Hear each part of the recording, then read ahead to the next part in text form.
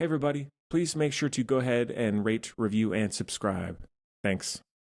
58.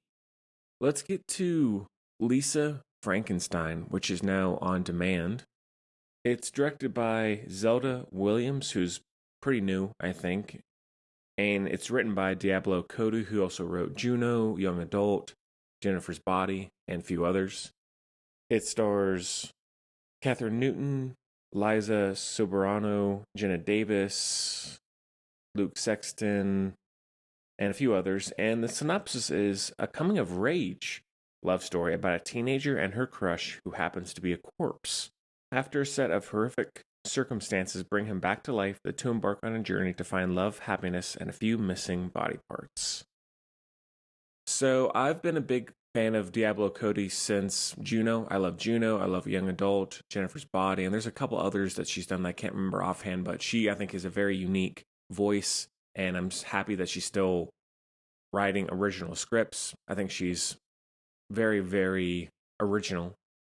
And when I heard about this one, I was interested. I don't know if the idea totally hooked me or like wowed me, but I was definitely going to watch it for Diablo Cody's writing. And I just got around to seeing it in the last few days. And overall, I think, as some are saying, at least on Letterboxd, it definitely has cult classic vibes for sure. Like, I think it'll grow on people over time and it'll have a shelf life. At least that's what I predict. But I think I did like the movie a decent bit, but I don't think I liked it as much as I wanted to, and as much as maybe some people seem to. I found the tone of it to be a bit mixed and a little unfocused. Like sometimes I was like, all right, what are we trying to present here? Is it like a weird coming of age love story? Is it self-aware? Is it not? Are we supposed to be trying to empathize or sympathize with these characters? Are we like, is it meant to be really, really funny and over the top? I think tonally it was at times perfect, but at other times not. And it was just off. And I think overall the movie does feel a little inconsistent in that way. Like it wasn't as funny as I think Diablo Cody's other films are, or at least some of them. It's not as creative, I guess. And maybe that comes down more so to direction. Like maybe she wasn't the right person to direct this, Zelda Williams, that is. And getting someone more experienced might be able to handle the variety of Cody's writing. Not sure. That's just shot in the dark. But it's still very unique in a lot of ways, and the weird gothic Frankenstein love story is interesting and compelling and entertaining.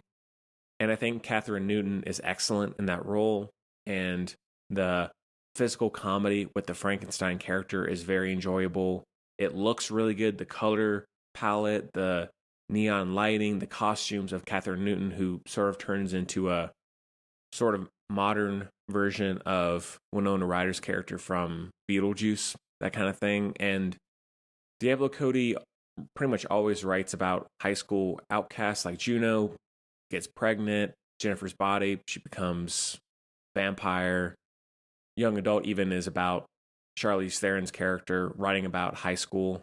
And then this is the same thing where people think very suspiciously of Catherine Newton's character, and then people start to go missing. And I won't spoil too much because there are some pretty wacky twists, but it is a wild movie. Like, for better and for worse, it is very different than most of what comes out these days. So I appreciate that. It definitely has some 80s vibes. It has a good soundtrack, but I just wanted to love the movie more throughout than I was. Like, some moments got me, some things hooked me, it made me laugh, but I was like never fully in love with this movie. And I think maybe some people are, but I was a little in the gray area, I guess, middle of the road area, but still worth watching for sure if you like anything in that vein, any of those genres, and if you just want something sort of wacky and original, do check it out. It's got some great moments and some good gore as well.